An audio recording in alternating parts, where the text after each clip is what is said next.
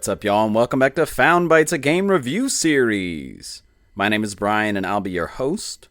If you don't know about us, we're all about finding and testing out small, high-quality video games. This is a podcast that aims to respect your time and money as a gamer and a consumer by sifting through storefronts and sales to find those gems that may be worth your precious resources. But enough about the show. Let's get into our next game.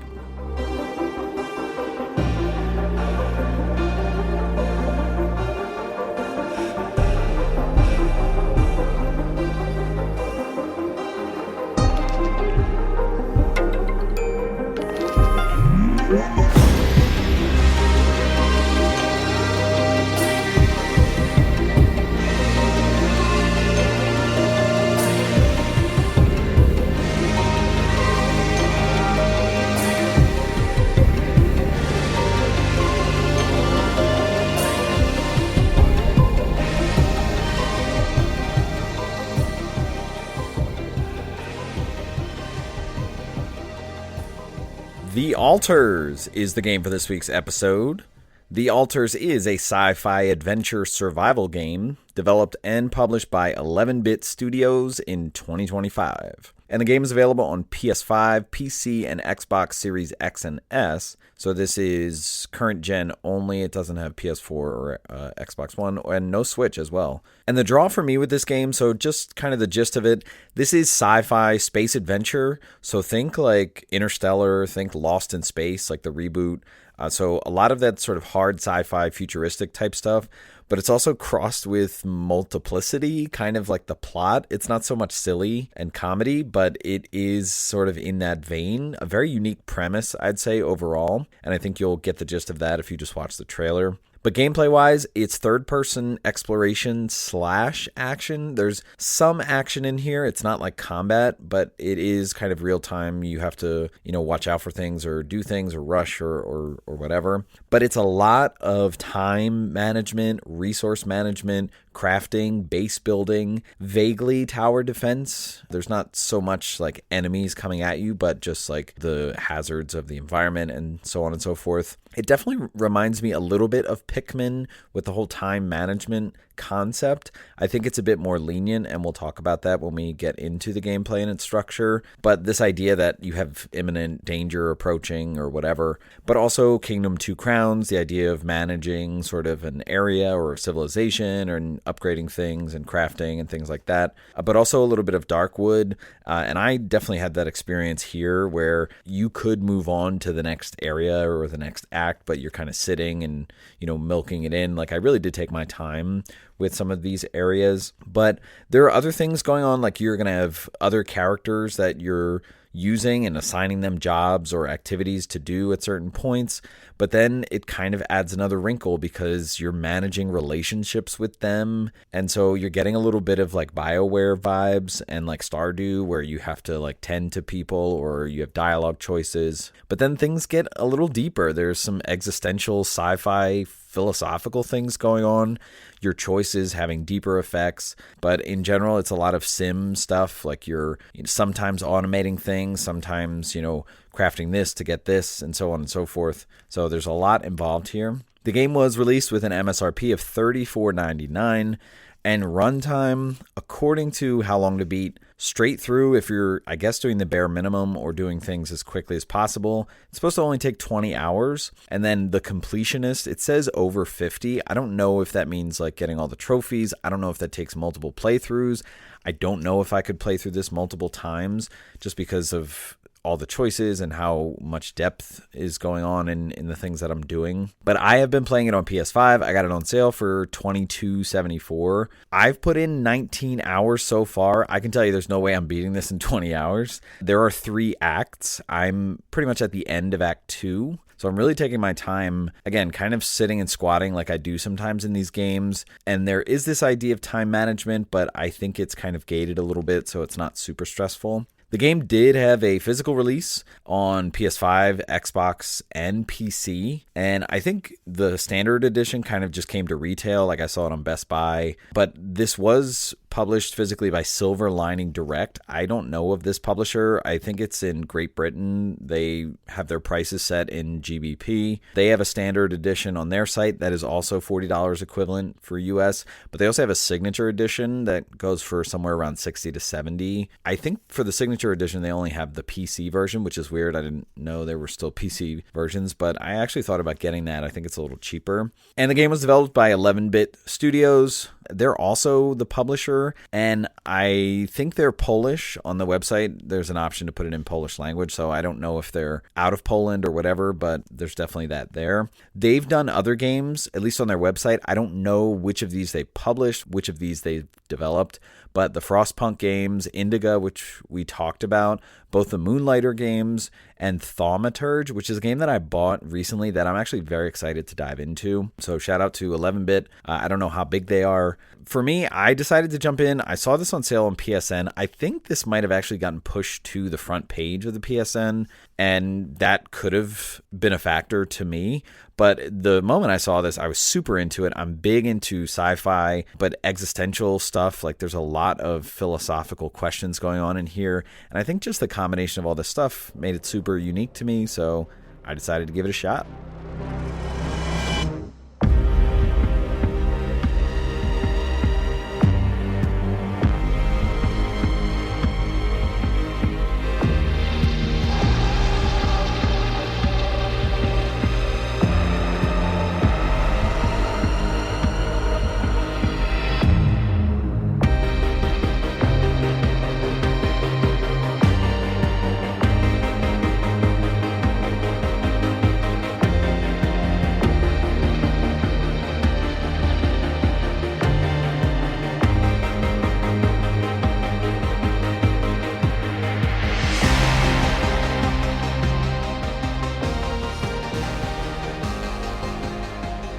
All right, let's talk gameplay for The Alters.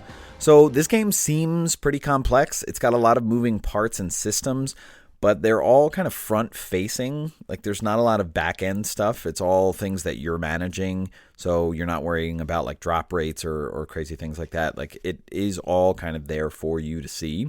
At heart, I would say this game is a survival game, just based on the structure. And we've talked about this time management aspect. So the game is split into 3 acts, but there's a prologue actually before that. But these are timed with like an imminent deadline coming up. So again, think Pikmin, think Persona, not so much like you'll get the actual number of days left or things like that, but you will definitely get regular updates about like how close the deadline is or whatever. So in between, while these acts are going on, you're doing a lot of time and resource management in sort of like these sandboxes. And again, think things like Kingdom 2 Crowns, Subterrane, Darkwood, games that we've mentioned before. So let's get into just some of the basics before we get into the different systems that are at play. So this is a third-person game at heart. It's a third-person view, and the controls are in third person.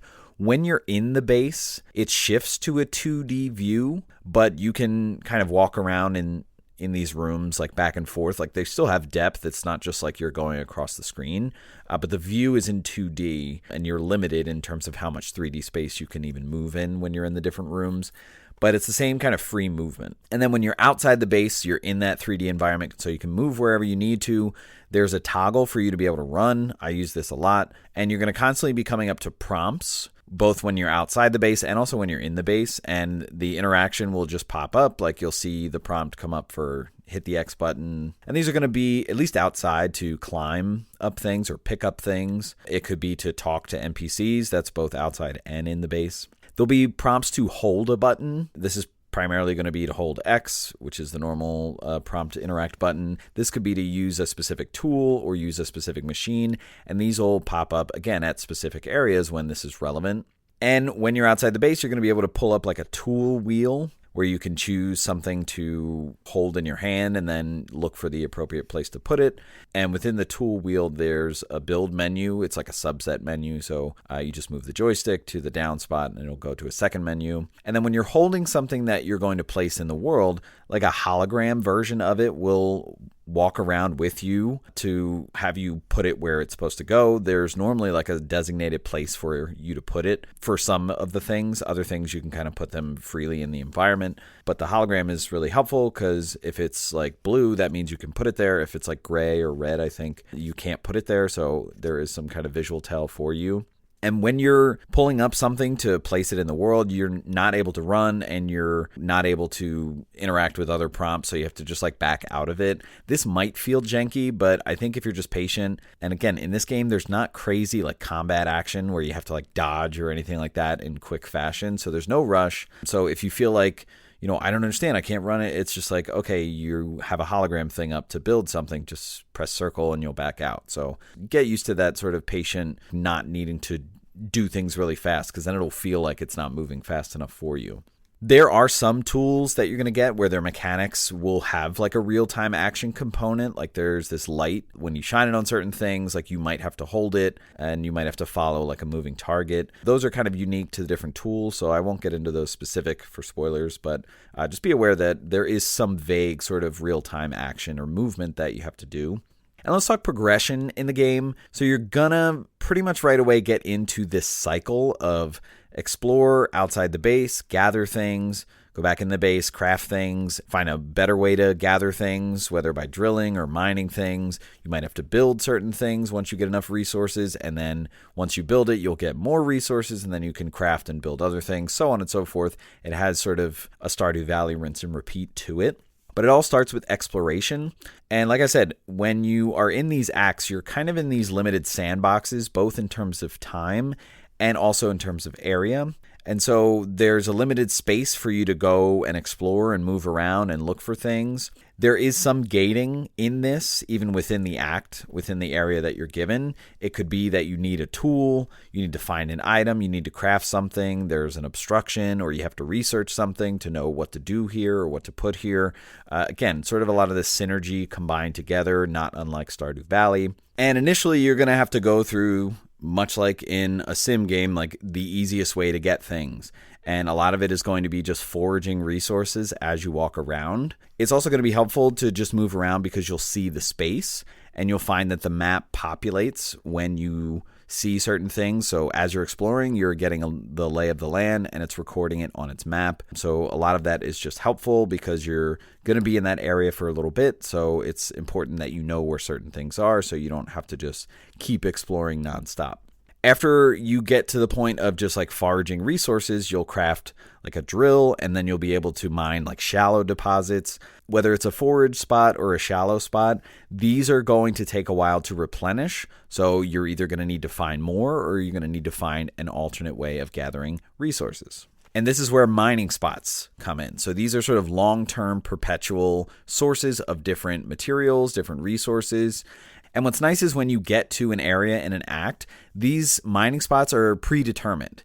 And once you go up and explore and get to their area, it'll instantly be marked for you, like in real time as you're walking around, you'll see a marker. But then on the map, you'll see the marker like this is a place to mine metals, or this is a place to mine organics or minerals or whatever.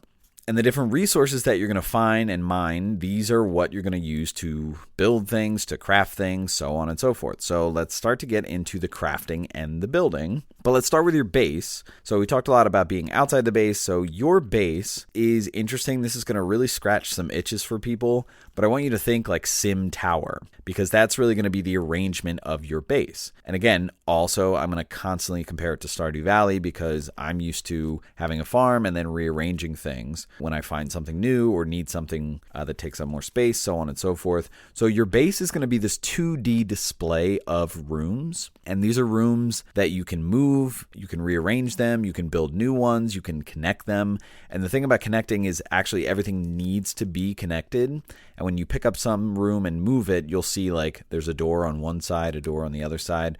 But sometimes things are not just like all on the same row. Sometimes things are 2 rows tall and the door is on the bottom. So you have to make sure things match up. It seems complex as I'm describing it, but it's pretty intuitive. And you can't actually back out of rearranging your base unless everything's connected. So the game, tries to warn you of just the logistics there. But in your base, there are going to be different room types. And these are all going to have different functions.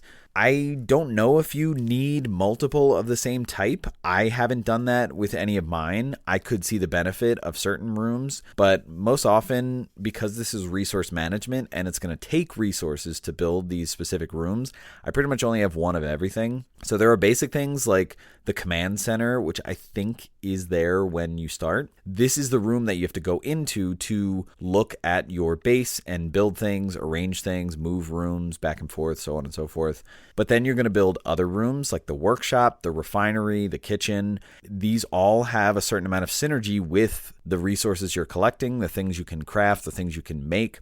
Sort of that interlocking thing. Again, like with Stardew, where it's like, oh, I want to build this.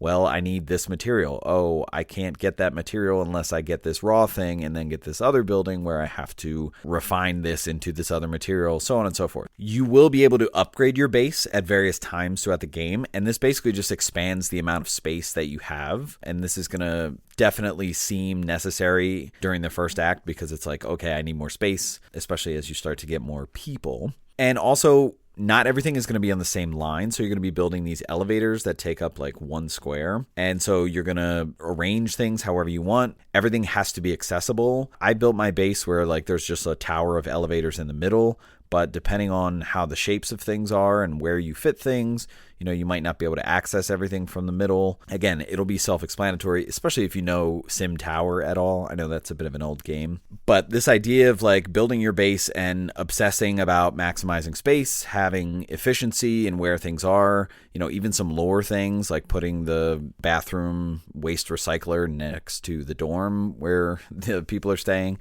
Just little things like that you might get into if you're into that sort of maximizing space and efficiency obsession. The different rooms that you're getting to craft things in or make things or do things in are, like we talked about, like the workshop, the kitchen, the refinery. The workshop is one of the first things you're going to build because it's where you're making all of the tools. It's where you're making some of the consumables that you might need on you, as well as some of the mechanical parts. Like that's where you're going to make the mining machines that you need to go out and put at the mining location so you can start to mine them. Anytime you get something new, like a blueprint to make something new, it's going to be in the workshop where you make it happen. Kitchen, self-explanatory, food, higher quality food, recipes for things like that. Nothing like crazy, like you're not going to have a cookbook, but it's like basic food, higher quality food. The refinery, this is where some of the raw materials that you might find can be turned into certain resources. At each of these things, you'll get access to like different recipes for things, which is just like, oh, you found out how to make this thing and it requires these resources. There are a lot of these rooms and other things that I'm going to qualify as manned or mannable stations. So the workshop, the kitchen, refinery, as well as the mining drills you put out that are at the mining spots. These are going to be stations where anyone, especially you, can go and perform the task, like mine for metals or build something in the workshop. Now, you're going to make a lot of these things. You're going to have a workshop, a kitchen, a refinery, mining drill over in the mineral site, over in the organic site. So you're not going to be able to do it all. You need more manpower. And so a major aspect of this game, which is kind of in the title, is that you are going to be making new crew members. Kind of. You're basically going to go and there'll be a place where you can choose a character to add. And these are going to be different jobs. Like they're going to have specialties, like you'll find the miner or the scientist or the doctor or, the refiner or whoever. And those specialties are going to come in handy for specific tasks that need to get done. Like the miner's going to mine metals a lot faster than other characters, so on and so forth. Some of these are locked behind other ones, like you have to unlock the refiner to get to the miner or something like that. So think like class or job systems with certain games like Fell Seal, Arbiter's Mark, like you need to put enough time with this character to unlock that character, so on and so forth. And so inevitably why you're getting these crew members is that they can be assigned to these stations so that you can multitask. So you can tell somebody else to go mine for metals while you go to the workshop and make this tool. Some stations will be exclusive to certain classes, like the research lab, like only the scientists can go there. Like the infirmary, only the doctor can work there. But a lot of the assignments are going to be like anybody can jump in. You can assign anyone. Now, what's really nice is when you open the menu, and you can access this anywhere, whether you're in the base or whether you're outside of the base, you can go here to dictate who is assigned to what. You can queue up crafting items in the workshop, the kitchen, the refinery, and some advanced things you'll actually be able to auto queue up so that like you always have 2, radiation filters or something like that, which is a really cool mechanic. And you can also see the resource requirements to make or build anything, which is really nice. You can see all of these areas and assign things from wherever, but there are certain rooms like the command center, the communication center, the infirmary, where like if you want to go there and experience it, like you have to do it. You can't do it on the menu. So there are some limitations with that. But overall, let me just say the management sim aspect of the game, assigning roles for things about where people are spending their time, who's crafting what, queuing up different items to be built. Like this is where the game shines, I think, where it has its biggest comparison to like a Stardew Valley or a real-time strategy like a StarCraft, where you can set things in motion and then you can go do things. And I think that's the most satisfying when you have enough people, enough characters that you've crafted, where like you can have a lot of things cooking at the same time so that you don't have to constantly worry about, oh, we need this, oh, we need that. So it's like you're doing a Stardew farm with like 5 other characters. And it's like, okay, you do this, you do that. I'll work on this thing. And then we'll have a great day. We'll get a lot of things done. But of course, you're not just getting things done. You're also having to survive. So like avoiding hazards, making sure certain things are crafted in time, so on and so forth. And so at its heart, this game actually comes down to being a management of time. And that's really kind of where the pacing conversation comes in about this game, because you are literally managing time. So the choices that you make, who you're assigning to what they're being assigned to craft, is basically how you're assigning the time of everyone to be used. And the way that time works in this game is you have sort of day-night cycles. Like, you have a standard clock. Like you'll wake up kind of regularly at like 7 a.m. or sometimes 9 a.m. if you didn't go to sleep until late the night before. But each second is like a minute in the game. So as time is ticking, like you need to, make sure things are assigned or whatever. Everybody's not going to work the whole time. So like there'll be working hours. So you might assign people to do things, but they're also kind of living in the base. So they're walking around, they're going to the kitchen to eat. Just like quality of life things, you have to realize it is kind of a sim. And even if you don't realize like, oh, I need to craft food or whatever, they'll tell you, the game will tell you, or your characters will say something to you, whether in passing or whatever. They might come up and actually start a conversation. Sort of like the management sim is not just like crafting things and progressing the sci-fi adventure or even just, surviving hazards. It's also like, you're living with these people. And so you have to think about like day in and day out what they need. Now, when you go to a station, like you can assign other characters to stations and then they'll just be there and kind of do that thing in real time. But when you go, like, for example, if you go to the workshop, it'll be like, oh, to craft a radiation filter, it takes 2 hours. And so you're not going to sit there for 2 minutes and do it. So when you go to the workshop, you can actually hold X and it'll like speed up time as you do it.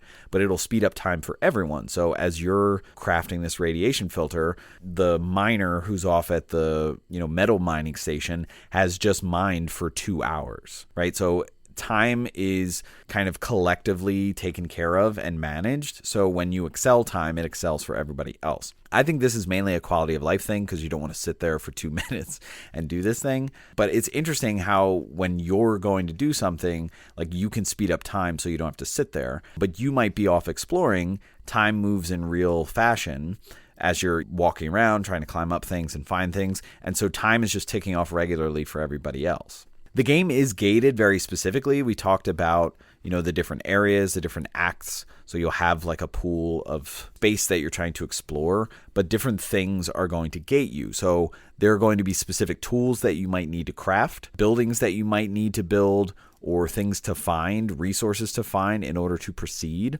And what's interesting is this actually seems pretty tied in to the whole idea of there being a limited amount of time or the survival aspect. I actually think that finding certain things or crafting certain things triggers like checkpoints of like, okay, after you craft this, there's only 10 days left or something like that. I don't think it's as imminent as I previously talked about, where it's like Pikmin, where like you could ruin your whole run of the game if you don't manage your time well. I think the game actually has flag posts for things to start changing and moving forward to make sure that you're progressing. So that kind of sheds light on the whole, how I play games like Darkwood, where it's like, I did find in this game, like maybe I was spending a little more time exploring when I could have crafted the thing to move the main task along. I do like that it's not like babying you. Like I didn't feel like, oh, I'm just delaying the inevitable. I still felt the game was trying to move me along or like something dire was going to happen, but I didn't realize that I was kind of just waiting for the next thing that I did to be the tipping point to progress the game further. And what you have to do starts out pretty simple in the first act and then becomes very complex in the number of steps that you need to take as you go further along. So it might be like, oh, we just need to craft this thing. And once we do it, like we can move to another location and that'll start the next act. Whereas eventually it becomes like, oh, we need to research this thing for like 2 days or something, and then we need to craft these things to do the research, and then once we do the research, we need to craft this other thing to blah, blah, blah, blah, right? It becomes like this laundry list of tasks where like you can have them cooking and then be doing other things, explore other ways or, find other resources and then be crafting different things. So as it gets later in the game, this does snowball, and it does assume that you know how to do a lot of things. And I don't think that's a tough ask from the game because it trains you very well. On the topic of training, I think the tutorials and the intros to when something new is introduced are very helpful, like a new concept or a new mechanism of the world or a new thing you have to craft that represents a new kind of avenue of gameplay. I think it's very helpful when it shows the menu. It doesn't overload them all at once, I would say. Like the first act, like maybe you get 2 or 3 of these.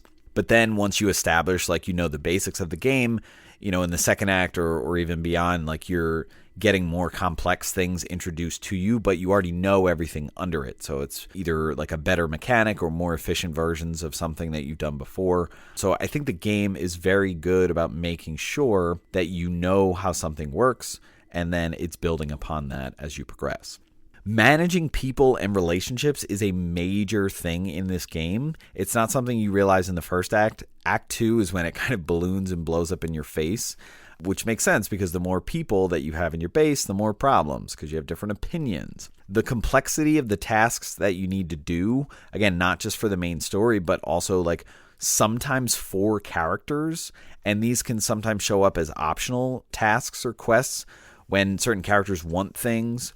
It can be stressful because a lot of these things come together. Like you might have a main task where like there's a choice you have to make between a couple options, and the different characters are either going to agree or not agree with your decision. So that, in addition to their own individual storylines or quest lines, and it can be tough and stressful, but I think that's intentional because you're not going to be able to please everybody. But the idea of these different characters having stress and emotions is introduced as soon as you create the first character, because you see like the emotions kind of fluttering above them as you're in conversation. You'll see these indicators. There's not really a meter that shows you like how they are or how they're doing, but kind of in like Resident Evil fashion or whatever, like when you go to the menu and look at your altars, you'll see the different characters and like it'll say what their mood is and you'll see their face. But also there are indicators just on the HUD, like you'll see on the left side, like each character, like their status, and then some kind of facial expression that says like if they're pissed off or sad or super happy.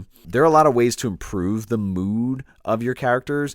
This is something, again, kind of linked with the story. I don't want to get too into it, but there are certain rooms you can craft, certain activities you can do as a group with everybody or with individuals. You can choose people that might improve their mood. Sometimes the characters' moods improve on their own. I don't know why. Some days, like some guy is angry and then he wakes up super happy the next day. I don't know if that's linked to like what's going on in the environment, because like sometimes you'll have days where like you're locked in the base, you can't go out because there's like a storm or whatever. And so you keep everybody in, and sometimes that makes everybody happy because it's like, oh, nobody has to go outside and, danger and whatnot. A lot of things affect the moods of characters, and you need to be aware of it because it can actually affect how much they're willing to work in a day. Like if somebody's super angry, they might only agree to like a 4-hour workday.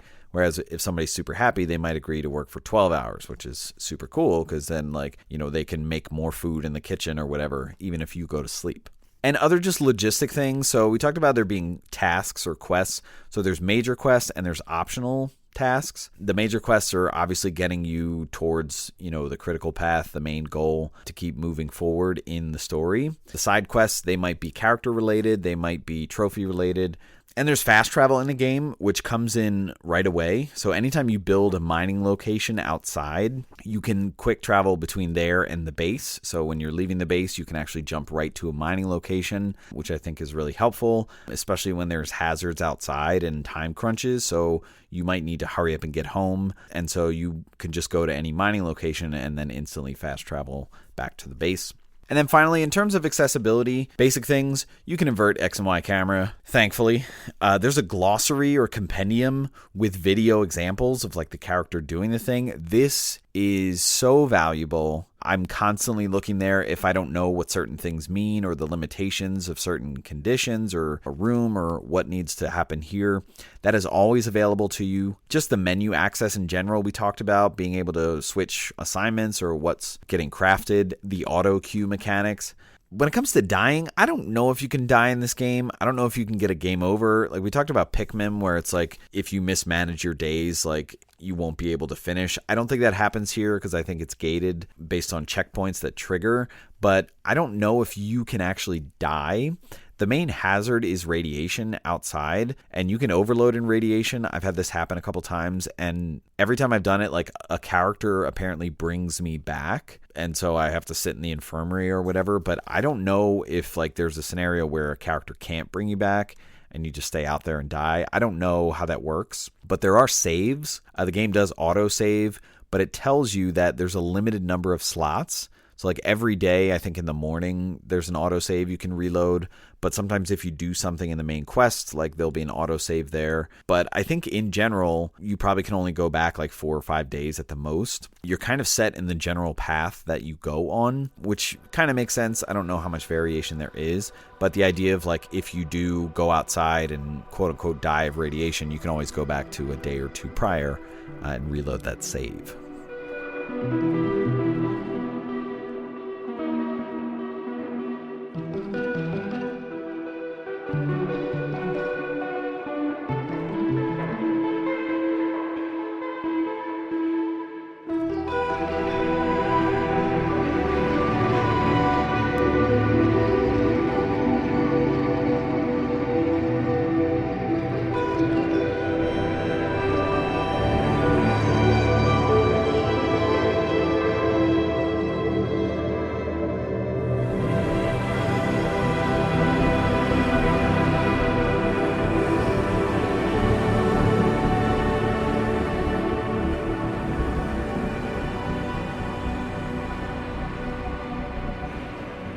All right, let's talk about the vibe of the altars.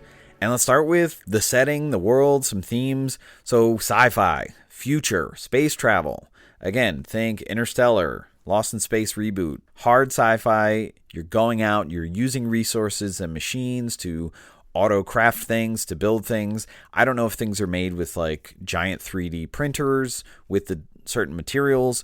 The rooms that you're building, I guess, are like self-building room modules. I guess makes sense for like what is possible in the future with space exploration. Like once we go to other galaxies, like I'm sure we're going to have portable bases where, you just need to find certain elements to throw in the chute, and then the chute organizes them and can make anything out of it, can print anything. So it seems futuristic, but, something that could make sense. The base is like a giant tire with rooms like flat, kind of elevated in the middle, which is interesting. It makes sense when you first see it for like how your base would travel, so on and so forth. The different scenarios and problems that you come across, this is where I think I geek out about sci-fi movies and things like that, just like problem solving, like how would this work logically, or what would you have to do in these certain scenarios? So you're going to have scenarios in the game where the problems are like traversing terrain, escaping the sun, escaping radiation, finding anomalies. What are these things? All kinds of different things like that where you have to research, problem solve, and it'll be presented to you pretty obviously, what you need to do. But just the idea that like they're doing this, super intriguing to me. The goal of this mission that your characters are on is to find something called rupidium, and this is a material that allows you to replicate things, and this is where the replicating people comes in, the multiplicity aspect, where like you're going out and you need people here, but you don't have anybody, so it's just you, so you decide to make copies of you. Not decide, it's kind of pushed upon you. But the idea behind that. And then sort of the ethics going on here. Obviously, you're making a lot of choices with different problems that you come across, different dialogue options with characters. Some things are optional, like you don't have to do things, but like doing certain things can bolster other situations in the future. Also, this idea of like who your character's communicating with. There's like this corporate entity that, is sponsoring the mission that's telling you what to do. So like, should you go with what they tell you to do or prioritize your survival or things like that? And just the idea of like whenever you communicate with them, it's not like codec, but it feels like, you're talking to someone far away and you don't know their motivation. They're not being transparent about certain things. I did get some slight Metal Gear Solid 2 vibes in here. Not like super conspiratorial, but like, you're kind of stranded. You don't really know what's going on, and the information you're getting is very funneled and filtered. And there's this idea of existentialism. I mean, you're making clones of yourself. That's essentially what the game is about. And what you're doing is you're actually going into your memory timeline, and there's like significant events. There's like, I don't know, maybe 20 or 30 in your life, and you can read it and, what happened to you in your life. And the different clones that you're making are different spots on your memories where like some of them can be branched. So there might be a memory where like you chose to go to college instead of staying at home. And that is going to have a serious impact because whatever, memory spot that is, that's where you can craft the miner or the refiner or whoever. And then you make that person. And then all of a sudden, they have memories similar to you, but their life branched off differently. So this idea of split or alternate timelines, whether it exists in reality or just in their minds, like it really gets to be a real headbanger of just like, I don't really know how to comprehend this.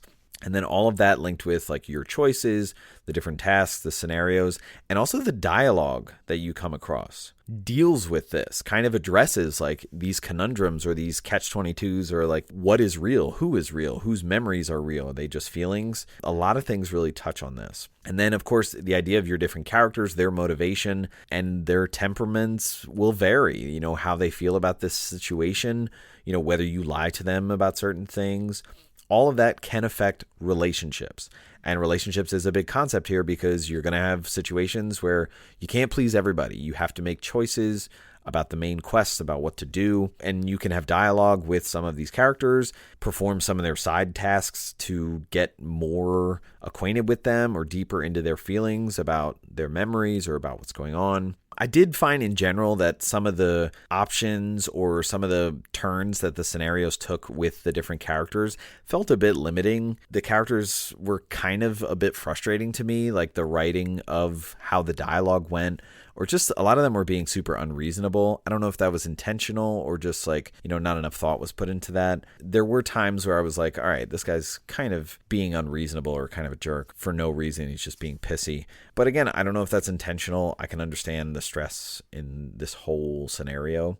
The visuals, I will say this is the aspect that I think most people will look at the game and be like, this game seems like a AAA game. And I do feel like the way it presents itself is like, this is a pretty polished game visually. It is realistic. I mean, the characters look real. There are certain areas where things feel stylized. I feel like the hair is similar on the characters to like Expedition 33, kind of like a weird grainy wispiness to it, but like instead of seeing individual hair follicles, you're seeing like chunks of it, but they're weirdly transparent. I don't think that takes away from anything. I just feel like that aspect makes it feel more stylized. The base rooms just feels like future technology, sliding, opening doors, elevators that are just like a platform that quickly boosts you up at the next floor, light barriers between rooms, or like if there's not a room, like next to it, the door is closed, but it's just like a light barrier at times. The screens that you'll come across in the different rooms, just a lot of things feeling very futuristic. I do feel like in general, it feels very minimal and sterile, much like how I would expect a futuristic spaceship. Like things have to be clean and everything is just either white or like a specific glowing color, and the lights are all used as indicators, things like that.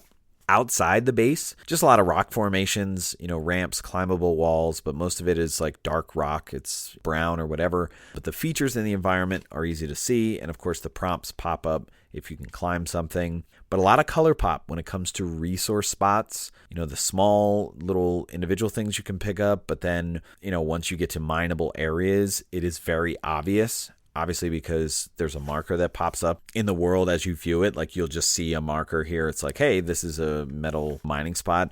There is some surrealness to it when you go to like a mineable area and like the presence of color. It's kind of looking like, things are spewing out like it's a volcano, or like there's colored particles in the air kind of wisping through. That's where I feel like there's that stylized visual.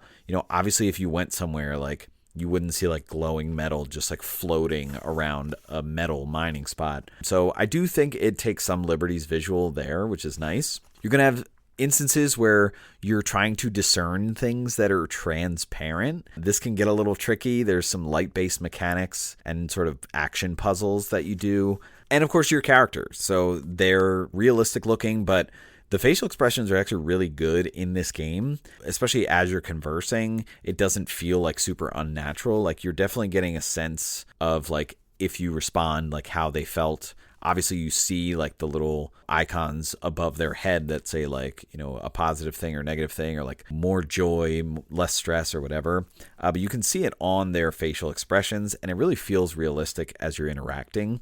And then finally, in terms of audio, I just feel like there's a slow, deep background feel to this game. There's a lot of like futuristic synth, but with feelings of direness, of loneliness, and sort of unknown. The different tracks are not obvious and clear. I just feel like there's a general background, ominous sort of humming or crescendo of things, but nothing really like, oh, this track is cool. Like I like the song when you're in this room or anything like that. Sound effects are good. A lot of technical, mechanical things. Sometimes maybe a bit delayed for some reason. I don't know if it's like the feedback when you put a tool to equip or you're accessing a different object or a station, but at times there's maybe like a slight hiccup, and that maybe sometimes took me out of it, but not for the most part.